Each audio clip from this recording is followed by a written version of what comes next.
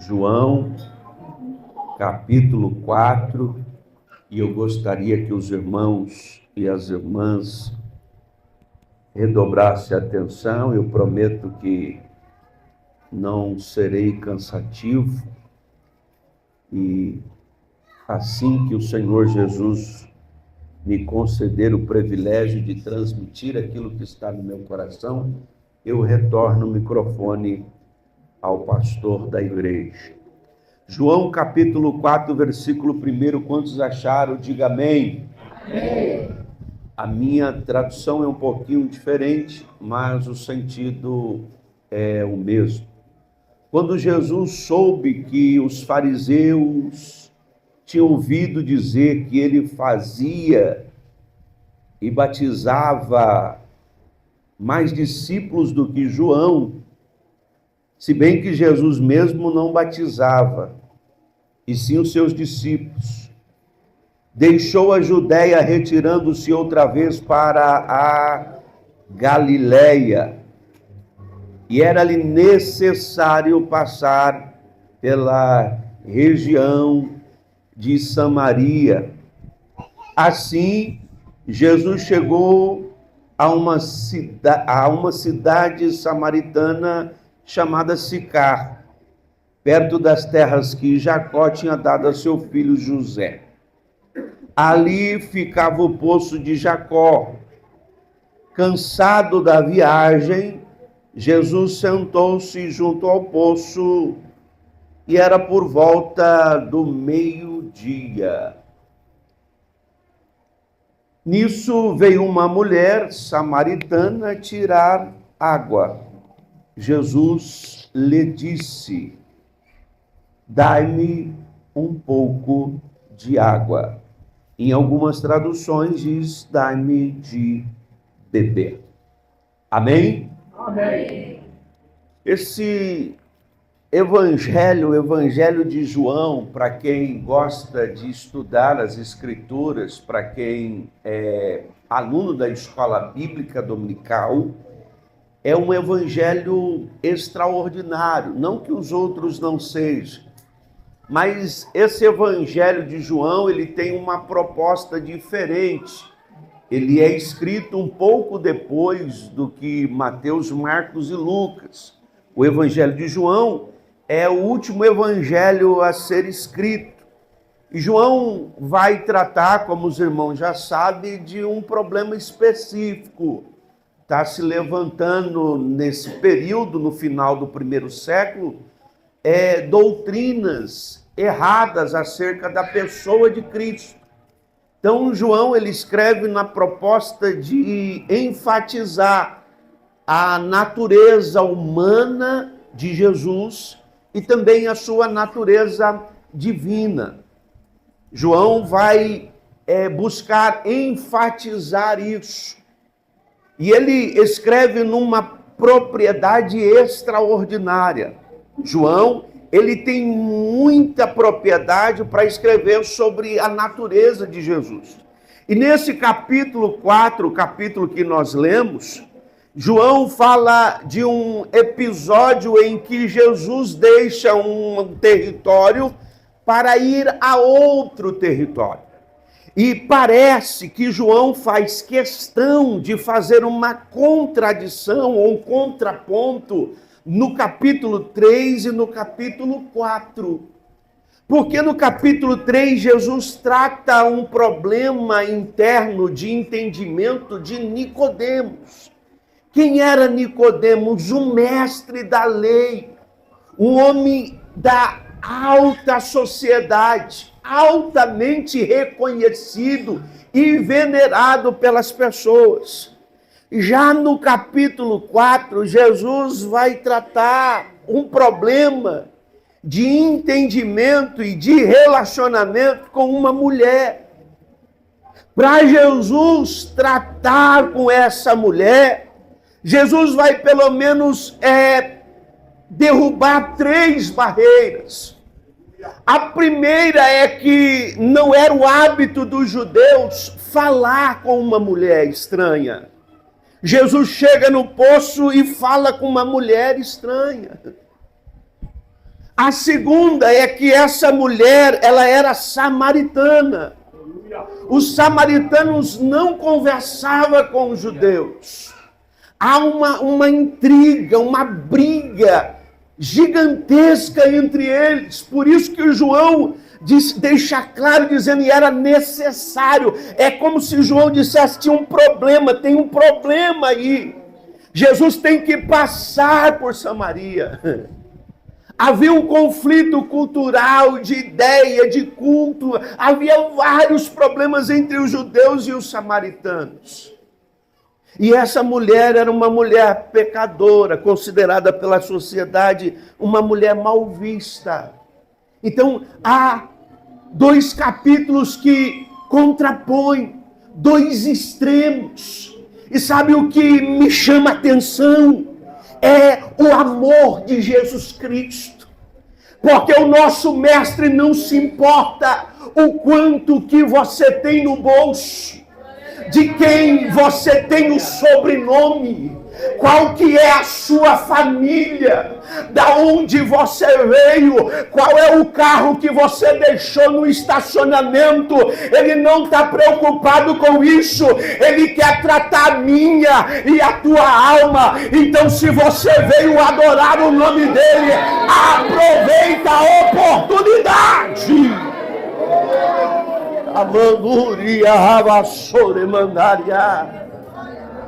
Nós temos aí pelo menos 2 pontos extremos. Jesus está na Judéia. Judéia faz parte ali de Jerusalém. O lugar mais povoado é Jerusalém, porque Judéia é meio que deserto.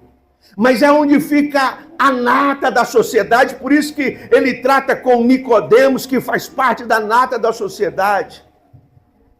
Galileia é um lugar onde que as pessoas não são bem vistas, onde o poder aquisitivo das pessoas são pequeno. Não, na Galileia não tem pessoas de alto poder aquisitivo, embora fosse um lugar que produzisse bastante na agricultura, porque era banhado pelo lago que nós conhecemos como Mar da Galileia. Mas era um lugar pobre, humilde. Jesus vai sair de um lugar onde existe uma população da alta sociedade e decide ir para um lugar simples. Por quê? Porque alguém começa a falar que Jesus está batizando, que Jesus está fazendo mais do que João. E aquilo, de certa forma, inquieta Jesus. Jesus vai sair da Judéia. Aí você fala, irmão Robert, por que Jesus faz isso? Nós não sabemos ao certo, não dá para entender, mas me parece que os fariseus aqui queriam tumultuar o ambiente, queria criar rivalidade entre os seguidores de João e os seguidores de Jesus. E na maioria das vezes nós não vigiamos nesse ponto. Porque o inimigo às vezes entra no nosso meio para criar rivalidade entre nós. A forma como um prega, a forma como um canta, a forma como alguém rege. Eu gosto mais de fulano porque fulano é assim. Eu gosto mais de ciclano. Eu estou com Beltrano porque ele entende mais. E a gente nem percebe que é o inimigo tentando dividir. Aqui Jesus percebeu e diz, não, ninguém vai colocar inimizade entre os meus discípulos e os de João, não. Se for preciso eu vou para outro lugar, mas o nome do meu Pai vai ser glorificado.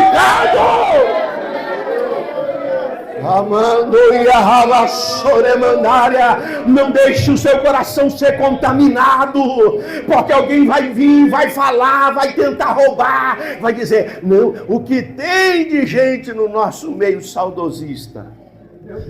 É porque na época de não sei quem. Mas porque sempre foi assim, mas agora acabou. Se tem uma coisa que a gente sofre, às vezes, como dirigente, irmão, é quando a gente tem algo de Deus novo para fazer, e aí a gente tenta fazer, aí fala, não, mas é que nunca deu certo, mas agora vai dar.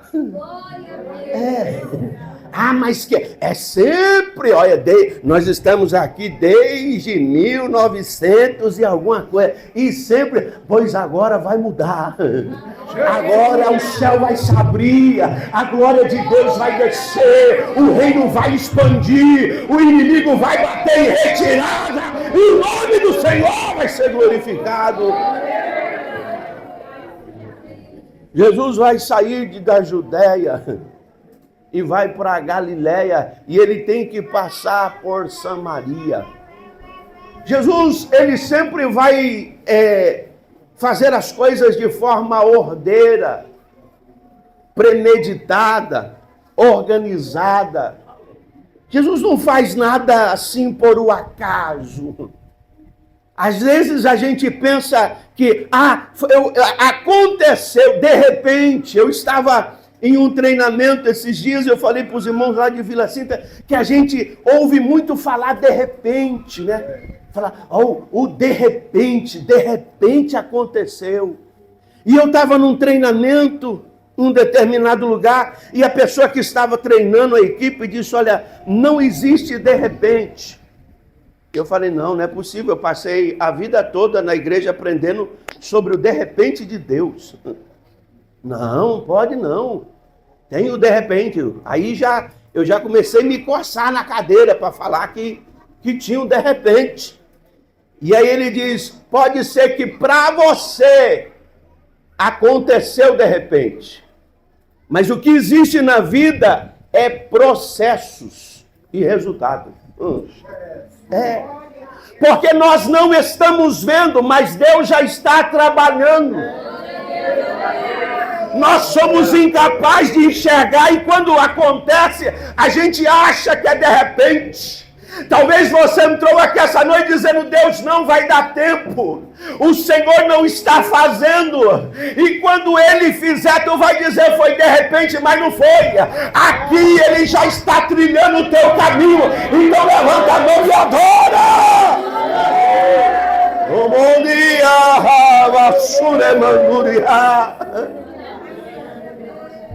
Jesus tem propósitos. Jesus tem planos, e bom, e o que é interessante é que Jesus não olha para a nossa capacidade, porque se Jesus fosse olhar para a nossa capacidade, eu seria o primeiro a não estar aqui. Jesus não olha para o nosso intelecto, para a nossa desenvoltura, para o quanto que nós somos ou temos, não. Jesus vai tratar Nicodemos, porque Nicodemos tinha um desejo, ele pergunta, ele quer entender essa questão do nascer de novo. Mas agora Jesus caminha para uma aldeiazinha em Samaria, meio-dia. Meio-dia não é o horário das pessoas beber água. O sol está forte. Normalmente as pessoas iam buscar água pela manhã ou à tarde. Aquela mulher foi buscar água meio-dia porque ela não queria falar com ninguém. Sabe quando você não está afim de ver ninguém, que você não quer falar com ninguém, que você não responde ninguém no WhatsApp, as pessoas ligam, você não atende, você não está afim de conversa, era esse dia. Não queria papo, vou buscar água meio-dia, não tem ninguém. Quando ela chega, quem está lá? Jesus sentadinho, esperando ela. É no dia que a gente acha que não vai dar. É no dia que a gente acha que Jesus não vai fazer. É quando a gente perde a esperança. Irmão, isso é muito sério. O Espírito Santo fala ao meu coração de pessoas que entraram aqui dizendo, Deus, eu não acredito mais que tu pode fazer. De mulheres que entraram aqui e não contou para ninguém, mas teu coração está sangrando e tu não acredita mais, tu está vivendo num marasmo, numa frieza. Mas esta noite cai por terra todo laço e o nome do Senhor é glorificado. Amanduria, rabassoia da manduria, amandaia da vassura mandaria. Eu vivi uma fase da minha vida, pouco tempo atrás, em que carro quebrou algumas vezes. E eu indo ali para São Paulo de madrugada, 2 horas da manhã, era quase 2 horas, 1 e pouquinho. E o carro parou de funcionar, a correia estourou. Na Trabalhador, 120 por hora. E aí eu encostei, a angústia já toma conta do coração, porque é uma sequência de coisas ruins. Quando você está na prova, não é uma coisa ruim, irmão. É uma sequência, Aí eu encostei, aí fiquei assim, para quem que eu ligo? Quem que eu falo? Quase 2 horas da madrugada, não tem ninguém. Aí eu falei, eu vou ligar para a Regiane, minha esposa. Aí o Espírito Santo falou no meu coração, não, você só vai perturbar ela. Vai deixar ela igual a você, ela não vai te ajudar. Agora é só nós aqui. É eu e você. Existem momentos na nossa vida que ninguém pode ajudar. Ninguém. E é nesse momento que você vai perder a esperança. E é normal. Porque eu perdi.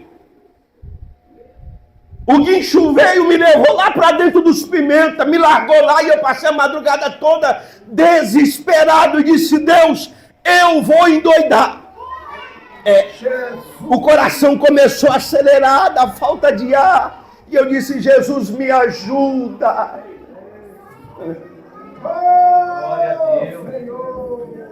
2 dias depois, o vice-prefeito me ligou. O vice-prefeito não, a secretária dele. Disse, Robert, o vice-prefeito quer tomar café com você. Eu estava tão injuriado, desacreditado, que eu disse, diga para ele falar o que ele quer, que eu estou cansado de tomar café. Aí ela falou, tá bom, eu vou falar para ele. Aí ela me mandou mensagem depois disso, ele falou que é para você vir aqui, que ele não vai falar não. Aí eu falei, eu vou lá, né, vai que... Aí pela misericórdia de Deus era coisa boa. Jesus está trabalhando onde você não consegue enxergar. Talvez tu tenha olhado para o teu casamento e tenha dito, Deus, não dá mais.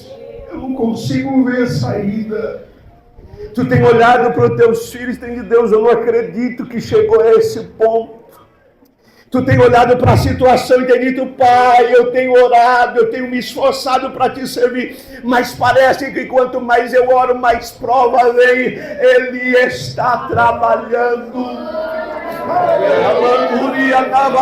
Eu vim como mensageiro do céu esta noite para dizer para você, não vai ser de repente, porque ele já está trabalhando. A porta vai abrir. Quem acredita, exalta. Mundia, Basure Manduria, Camandaia. Ele faz do jeito que ele quer. É que para nós é difícil. Essa mulher aqui estava naquele dia que você não quer falar com ninguém. Você não quer saber de ninguém, que quanto mais você conversa com as pessoas, mais as pessoas te apontam, te acusam. Irmão. Porque às vezes você está passando no vale que é você e Deus. E aí você vai falar para alguém, pronto. A gente passou uma provinha aí um tempo atrás, porque crente sem prova, irmão, não é crente não. Não é crente não. Se você, não, bom, Robert, eu não passo prova, então aceita Jesus. Você não é crente não. Crente tem que passar prova. Mãe Jane ficou gestante, perdeu a neném. Aí alguém, meu pai falou, irmã, a senhora não orou? Irmão, que tem gente que chega na hora que você está com a ferida aberta, e aí joga um salzinho, um vinagre, para ver se você é crente mesmo. Existem pessoas que parece que querem afundar mais, mas faz parte do processo. Para quê, irmão Robert? Para alicerçar. Essa mulher estava totalmente, pelo texto, desesperançosa. Ela vai pegar água num momento em que ela não quer ver ninguém, não quer falar com ninguém, talvez por vergonha, talvez por não querer dar satisfação, talvez por não querer ouvir conversa, porque tem dia que a gente está assim, irmão. Tem pessoas que são mais fáceis de se comunicar. Isso faz parte do temperamento. Tem gente que, mesmo ele estando triste, ele consegue rir, ele consegue brincar, porque está no temperamento dele, na personalidade dele. Mas tem gente que não. Tem gente que quando está triste quer ficar sozinho. Eu sou um. Quando está triste, eu não quero falar com ninguém. Eu prefiro ficar sozinho, pensando. Essa mulher estava mais ou menos nessa vibe. Aí Jesus chega, meio-dia, ela vai pegar água. Talvez quando ela viu Jesus, ela disse, pronto, eu vim já esse horário para ninguém torrar minhas paciências. Tá aí esse homem aí, ó. Aí Jesus vai conversar com ela. E é interessante porque Jesus precisa criar um diálogo. E parece, para nós, parece algo simples esse tema que as irmãs escolheram. Porque ali Jesus está iniciando teoricamente, superficialmente, olhando a grosso modo. Jesus está iniciando um diálogo bobo. Jesus está pedindo água para aquela mulher, ele sendo judeu, ela é samaritana. Jamais ela ia dar água para ele. Só que ali Jesus não está iniciando só um diálogo. Jesus está iniciando um tratamento terapêutico. Jesus está iniciando ali um processo de transformação. E eu vim como mensageiro de Deus para dizer para você que o amor de Deus cura todas as feridas. O amor de Deus é terapêutico. O amor de Deus cura todas as feridas. Nós estamos vivendo um período em que as pessoas estão extremamente sensíveis. Nós, como pastores, estamos com dificuldade de pastorear, porque as pessoas estão sensíveis. Não se pode falar mais nada que elas se magoam. Elas não querem vir mais para a igreja, elas entendem tudo de forma errada. Mas o Espírito Santo não quer pessoas sensíveis, pessoas que se magoem fácil, pessoas que queiram desistir fácil. Não, o Espírito Santo quer levantar aqui em Vila Moraes mulheres cheias da graça de Deus, mulheres fortes, mulheres que não se curvam diante do pecado, não se curvam diante do problema, não se curvam diante da fofoca, mas levanta a cabeça e acredita no Rei dos Reis.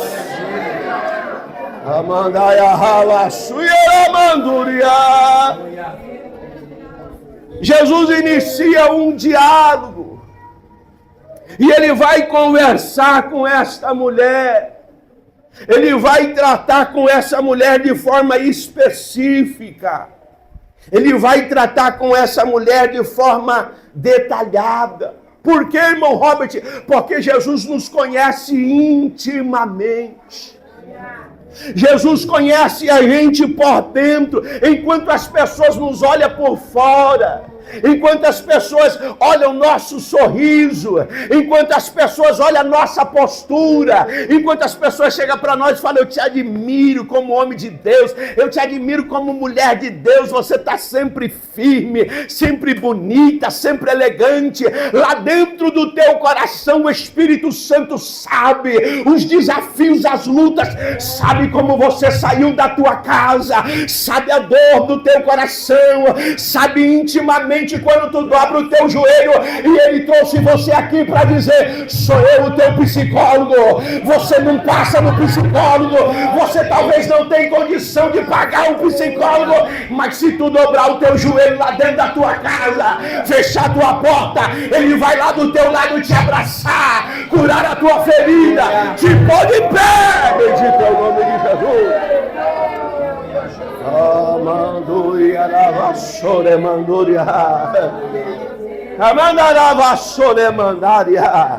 Nós estamos criando, entrando num período, ou vivendo um período, em que a gente tenta esconder quem nós somos.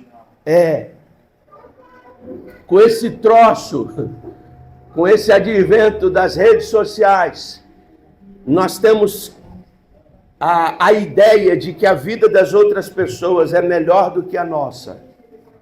E para a gente se mostrar forte, a gente esconde tudo. A ideia é que tudo tem que ser perfeito. É que a vida tem que dar certo sempre. Mas isso não é verdade. Isso é só uma ideia que pintam nas redes sociais. Isso não é verdade. E isso tem adoecido muitas pessoas, principalmente as irmãs do ciclo de oração. E como que a gente sabe, irmão Robert, que as coisas não estão bem no meio do ciclo de oração? Quando a gente vai fazer um trabalho com as mulheres. Aí alguém fala, irmão Robert, é porque é mulher. Olha, eu vou dizer para você que não. Porque mulher de Deus tem que ser diferente, é que nem o jovem. A gente cobra do jovem que é crente postura diferente, não cobra? A mulher de Deus também. Eu trabalho num lugar onde 80% ou mais é mulher. Mulheres não crentes. Aí sim, irmão, aí o negócio é estreito. Porque pensa num lugar atribulado. 80% a disputa, a briga. Por quê? Não teme a Deus. Não tem respeito uma com a outra, não respeita limite, não respeita hierarquia, disputa por espaço, uma fofocaiada, uma contenda, uma querendo derrubar a outra, mas na igreja não. O círculo de oração não. As mulheres do coque não. Eu lembro que quando eu entrava na igreja, que eu via as irmãs do ciclo de oração, eu, quando era adolescente, que vivia uma vida mais ou menos atribulada, eu olhava as irmãs do ciclo de oração e eu tinha medo. Quando elas chegavam perto de mim, começava a conversar ou puxar a conversa, irmã Filomena, irmã Francilina, meu irmão, eu já começava a ficar com medo, dizer, Jesus, não fala nada não, tem misericórdia, meu, eu não vou fazer mais. Mas hoje parece que isso se perdeu, mas o Espírito Santo está na casa, ele quer restaurar, ele quer restaurar a aliança aqui, ele quer ouvir a tua voz de madrugada, ele quer encher a tua alma de graça. Se você acredita, levanta a mão e adora o nome dele.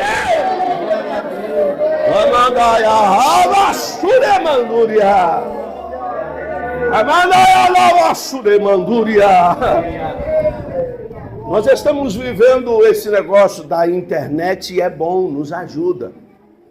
É bom, não é ruim não. Internet não é ruim não. Depende do que você vai usar, ela te faz muito bem. Agora nós estamos com dificuldade por conta dessa internet de arrumar tempo para cuidar da nossa parte metafísica.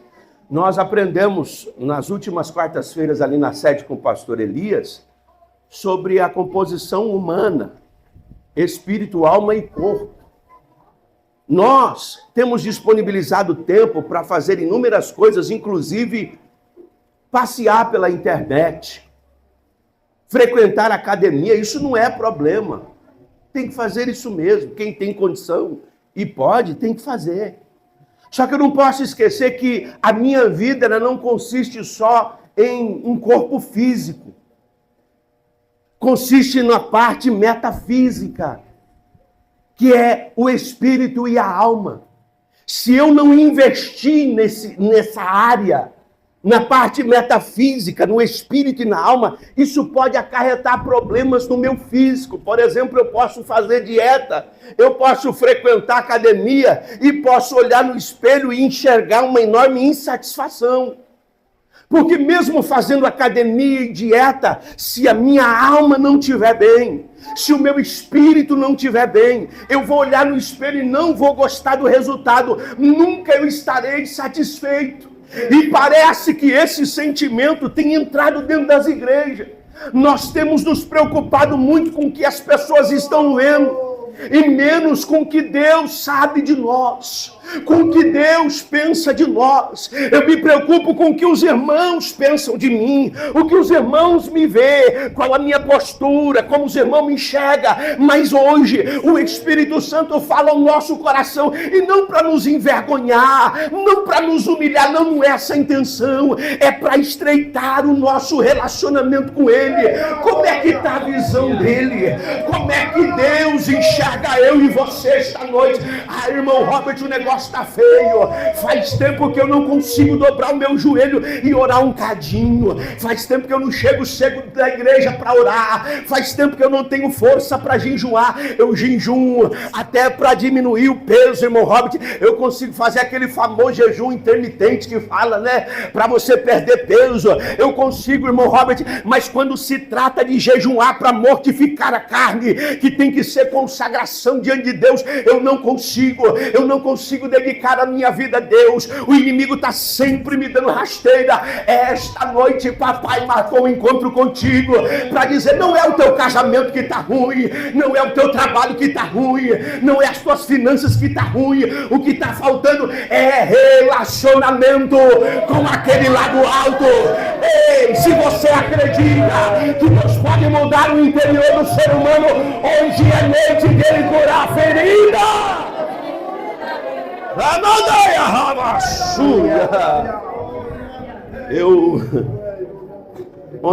Ontem mesmo eu estava conversando com o irmãozinho. Eu fui num lugar com os meus filhos, e lá esse irmão estava, e eu aproveitei a oportunidade. Falei, e aí, varão? Sabia já que ele não estava indo para a igreja, né? Que alguém me contou. Aí eu falei, e aí, varão, como é que você está? Está firme? Aí diz, pastor. Aí começou a contar um monte de história triste. Aí falou que tinha saído de uma igreja, foi para outra, sofreu um problema na igreja, de rejeição, de dificuldade de relacionamento, aí foi para outra, e quando chegou lá na outra, sofreu o mesmo problema. Ele falou para mim, pastor, e agora eu estou com uma dificuldade que eu chego na igreja, eu até levo minha esposa, mas eu chego na porta da igreja, eu não consigo entrar, porque parece que desencadeou um problema psicológico, e eu vou sofrer tudo que eu sofri, porque se a gente não tiver saúde dentro da igreja, a gente sofre. Caim matou Abel no ambiente de adoração. Se nós não tivermos saúde, a gente sofre dentro da igreja. E o Espírito Santo não chamou a gente para sofrer, não. E aí eu fiquei meio assim, né? Porque eu estava no estabelecimento comercial dele. Aí eu falei, Jesus, eu falo ou não falo? Aí eu falei, Jesus, eu vou falar.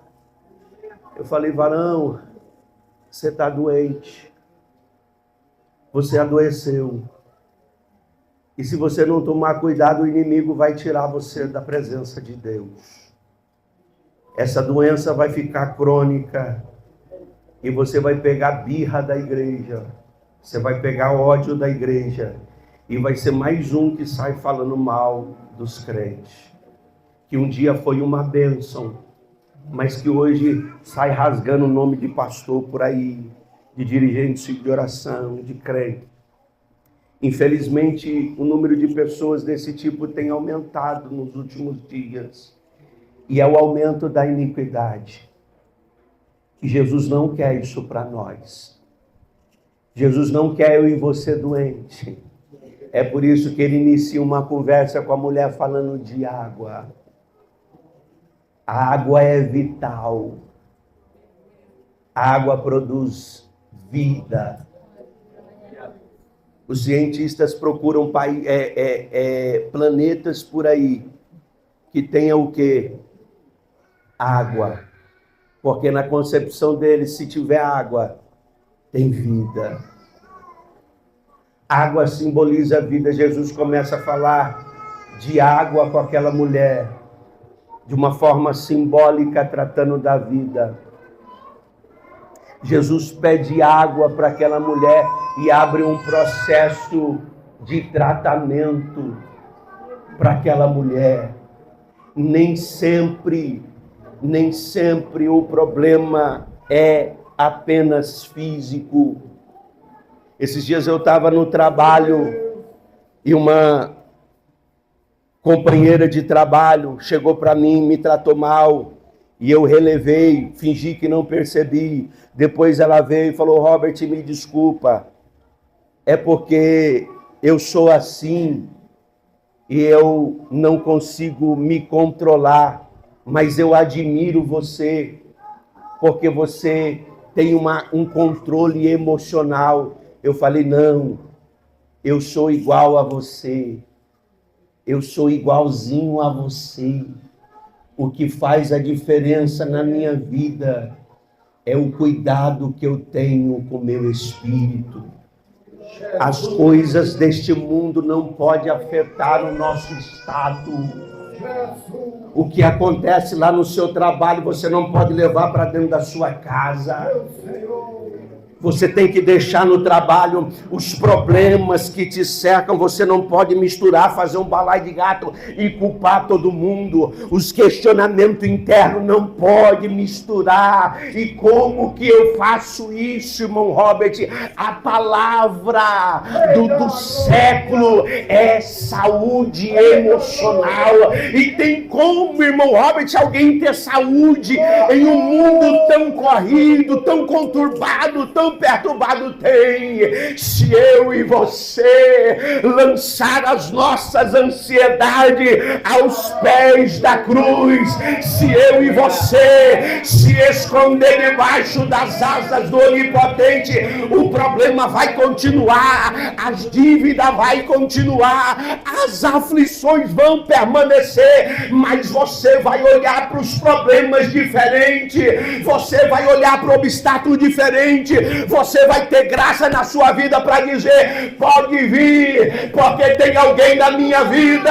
que me sustenta de pé.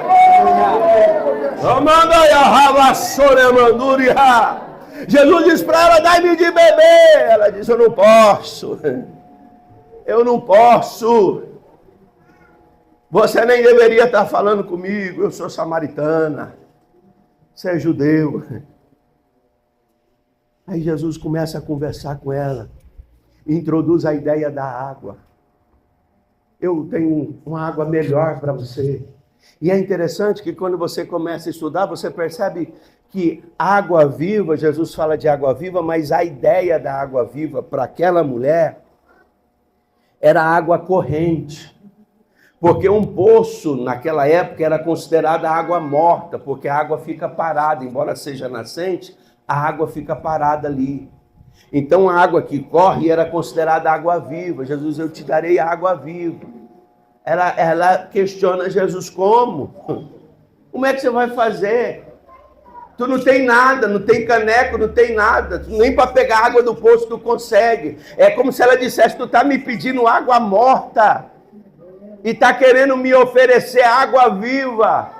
Mas Jesus não estava falando de um plano físico, Jesus estava tratando além disso. A nossa dificuldade nas questões da vida é materializar tudo.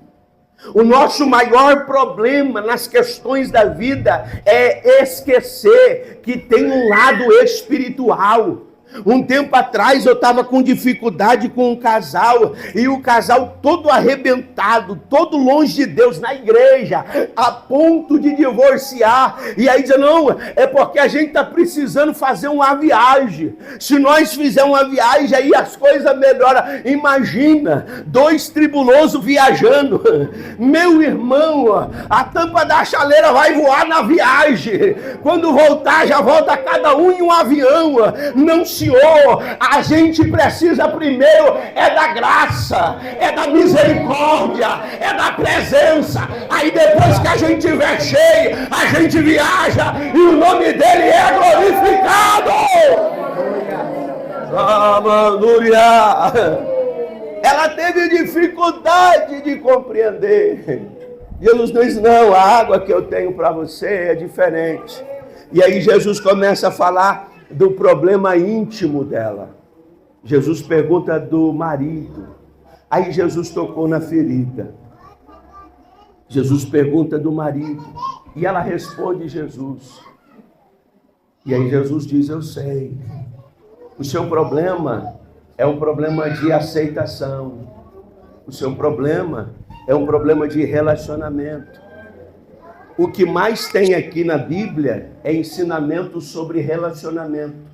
Sermão do Monte, meu irmão, se nós estudarmos o Sermão do Monte, fala abertamente sobre relacionamento. Qual é a maior dificuldade que nós enfrentamos hoje nas igrejas? Dificuldade de nos relacionarmos entre nós, de aceitar o irmão como ele é, de entender a fraqueza do irmão. E a gente quer dizer que a gente é cheio. Aí não tem condição de compreender a fraqueza do cônjuge. De repente o cônjuge é diferente de nós. A gente tem dificuldade de compreender a diferença do cônjuge. E aí a gente quebra o pau antes de sair de casa. Porque o cônjuge é diferente, o cônjuge é apenas diferente, não é um problema, é diferente. Mas aí a gente chega na igreja e quer a glória de Deus, espera o manifestar da glória de Deus e diz, poxa, a igreja não está como antigamente, a igreja já não é como era antes, mas nós não consertamos o altar lá dentro da nossa casa por dificuldade de relacionamento. O que Jesus está tratando nessa mulher é uma dificuldade interna de aceitação e de relacionamento. Nós precisamos ser curados pelo Espírito Santo. Nós precisamos vigiar, abrir mão do ouvir falar, abrir mão da fofoca, abrir mão do disse-me-disse, porque é desse jeito, sutilmente, que o inimigo entra nos departamentos da igreja, entra no meio das pessoas, apodrece o coração e a pessoa vem para um culto como esse, festividade, a qual as irmãs se preparou um ano e não consegue sentir nada, porque está com raiva da irmã, porque não consegue olhar para a cara da irmã, porque não tem condição de perdoar a irmã. Mas esta noite papai marcou um encontro com a gente. Se houver alguém assim, a glória de Deus vai descer na casa, a ferida vai ser curada, o perdão vai ser liberado. Amandoia na vassoura emandária. Jesus curou essa mulher. Jesus curou essa mulher. Jesus deu a ela a água que jorra para a vida. Você já parou para pensar o que é isso?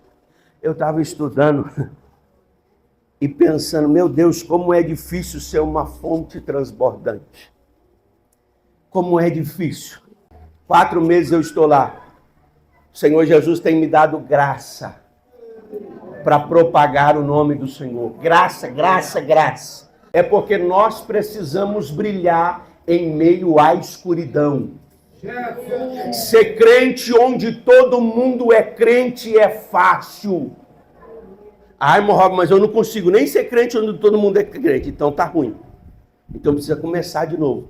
Porque ser crente onde todo mundo é crente é fácil. Nós precisamos brilhar em meio à escuridão. E como é isso, irmão Robert? Eu preciso começar a influenciar a pessoa que está do meu lado. Independente. Você percebeu, irmão Robert, mas é crente, ele está vindo para a igreja. Às vezes ele está vindo para a igreja, mas não é crente. Por que, irmão Robert? Porque às vezes ele tem um comportamento inadequado, ele tem ações inadequadas, você percebe dentro da igreja. Então o que eu vou fazer? Vou colocar ele para fora? Vou dedurar ele para o pastor? Não, vou influenciar essa pessoa.